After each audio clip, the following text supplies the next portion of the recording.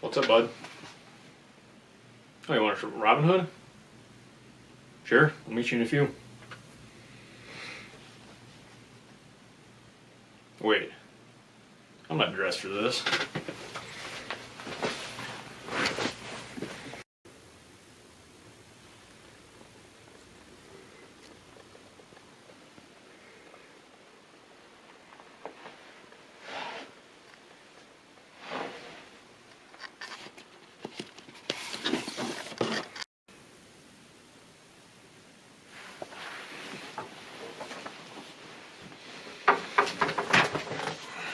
Oh, that's better. Welcome to the channel. I'm the Michigan Movie Man. This channel is dedicated to classic media, mainly films and television series, but they span all eras and genres. But for our time of classic media, we'll be looking mainly at 1920 to about 2000, with some exceptions that lie in the early 2000s. Now that we've introduced the channel, we can start looking at one of my favorite movies of all time, The Adventures of Robin Hood. It was released in the United States on May 14th, 1938. The film won 3 Oscars: Best Art Direction, Film Editing, and Best Original Score. It remains a fan favorite of fans and critics alike. The Warner Brothers produced film was directed by Michael Curtiz, an established director of Hollywood's golden age and a driver of adventure films after his 1935 film Captain Blood, which also starred 3 of the roles from Robin Hood: Errol Flynn, Basil Rathbone, and Olivia de Havilland. Flynn and Curtiz went on to team up again for 1940's The Seahawk, another adventure staple from the classic era. With all these credits, sounds like a pretty amazing movie, right? Kind of an understatement, honestly. The movie takes place in 12th century England. After years of King Richard's absence due to leading his army in the Crusades, Prince John has become a classic medieval ruler, a tyrannical man who cares more about money than the lives of his overworked and underfed citizens. Can't get more basic evil than that. He raises the taxes and terrorizes the people who cannot pay, torching their homes, throwing them in prison, and hanging them in the street. The rebel, Robin of Locksley, later coined Robin Hood, gathers a band of outlaws in the Sherwood Forest and leads an effort to stop Prince John's coronation in order to restore peace and prosperity for England and her people. Along the way, Robin falls in love with the Lady Marian and sets up one of the most exciting movie climaxes and overall satisfying conclusions to ever hit the screen, sending moviegoers home with a sense of enjoyment and contentment. All right, now for the cast.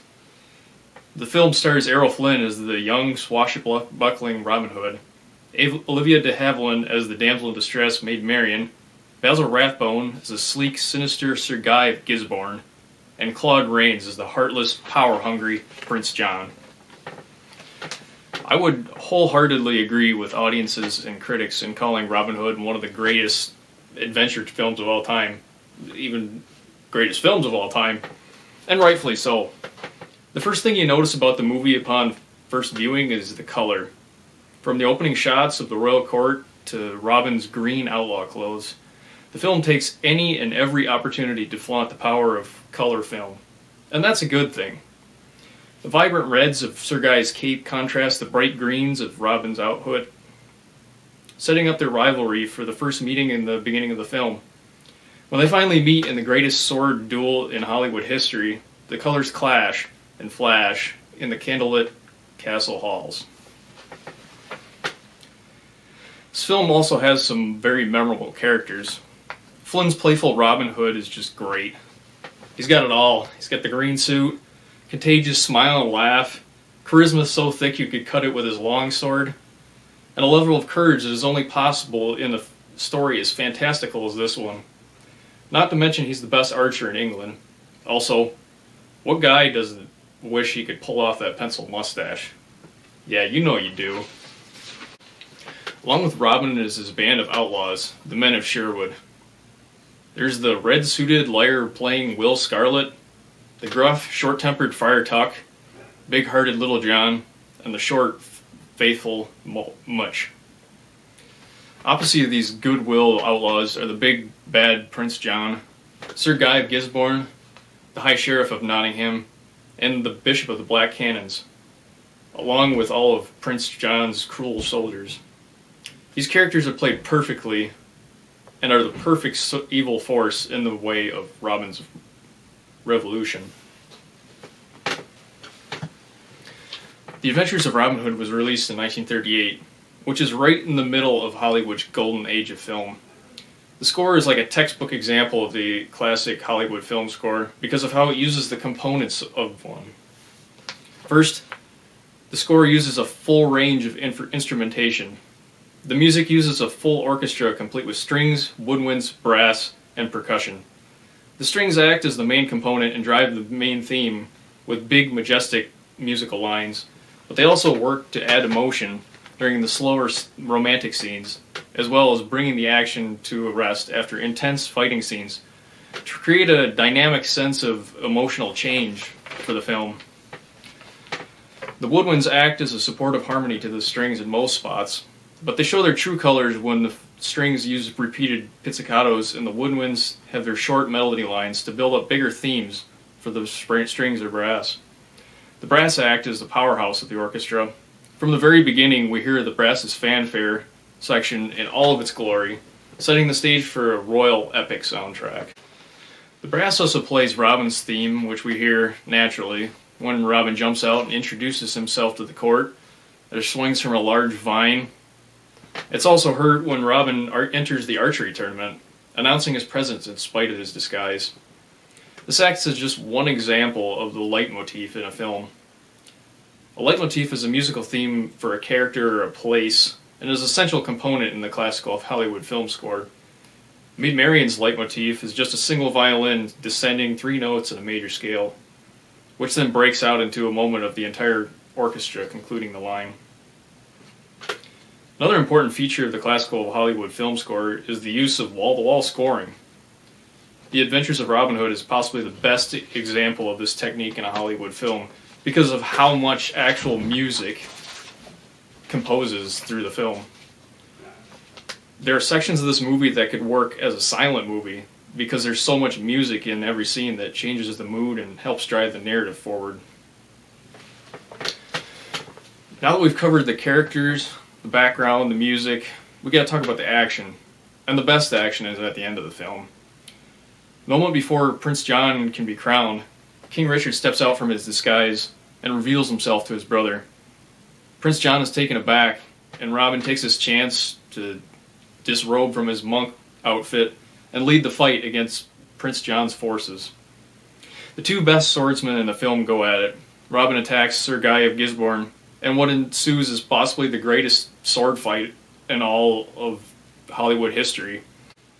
Their prop swords may not be the weight of traditional English longswords, and they may not be swinging them extremely fast, but isn't that what we want to see? It wouldn't match the feeling and flow of the movie to have them fight in a super heavy Lord of the Rings style long sword battle, so the director, Michael Curtiz, had them swing their weapons more like Spanish rapier swords, which then, paired with Korngold's score, makes for some intensely exciting action. This is only the main fight going on at the time. Everyone else is in the castle engaged in their own sword fight, which just adds to the overall excitement and fun of the scene. And backing this entertaining climax of the film is Korngold's score, which packs enough excitement, danger, and heroism to make you want to jump up and grab your own sword that you have hanging in your room. After Robin and his men and King Richard's soldiers defeat Prince John and his soldiers, everyone throws their weapons in a pile on the floor, signaling a unified England.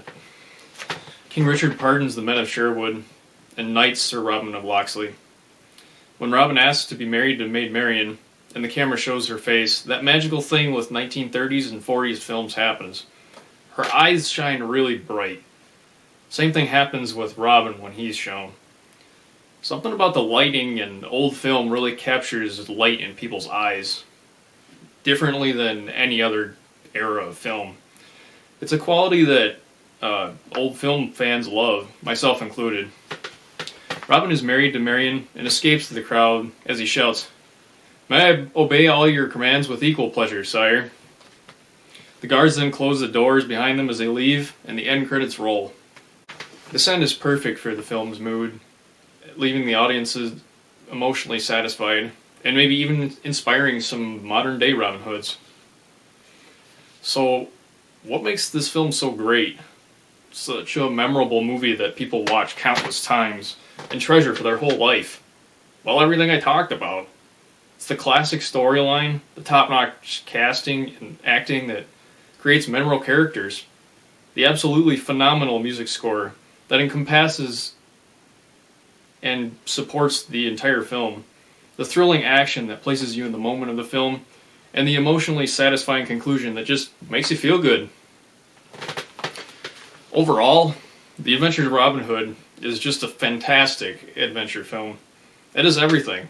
Likeable characters, a really bad guy, extravagant costumes, the use of Technicolor, one of the greatest film scores of all time, a fantastically exciting climax, and one of the most emotionally satisfying resolutions to any movie, ever. With all this under consideration, I give this film a 9 out of 10 stars, and would say that it's an essential movie to view on your film viewing journey.